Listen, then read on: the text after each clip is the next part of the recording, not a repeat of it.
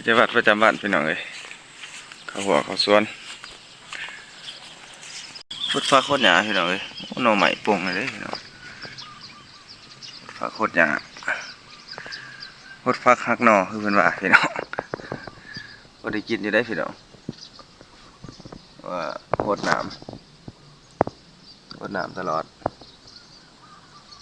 กินขวบแดงขวบพ้นเลยพี่น้องเลยหน่อใหม่พอได้กินอยู่นี่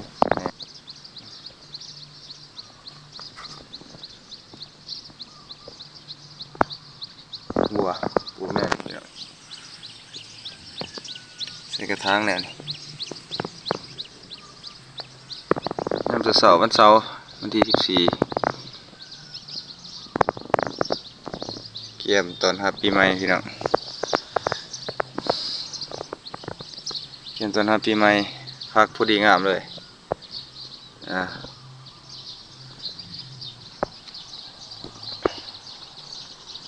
เอาอากาศที่เย็นในพื้นที่พี่น้องอากาศก็ประมาณ20 องศาเนี่ย20 ปลายพอดีเย็นๆพี่น้องพอดีงามซั่นตอนรับปีใหม่2025เนี่ยยังก็เศร้าแต่เย็นพร้อมเป็นอากาศเย็นดีซั่นพี่น้องเอ้ยอยู่บ่อยู่สวนตรงไร่ตรงนาฝากคือเก่าเด้อพี่น้องเป็นแรงใจชีวิตประจำวันแบบนี้แหละพี่น้องเอ้ยรายทานก็สิคือกันเนาะว่าตื่นเช้าขึ้นมาหาเวียกเจ้าของให้เจ้าของเฮ็ดฝากเป็นกำลังใจคือเก่าพี่น้อง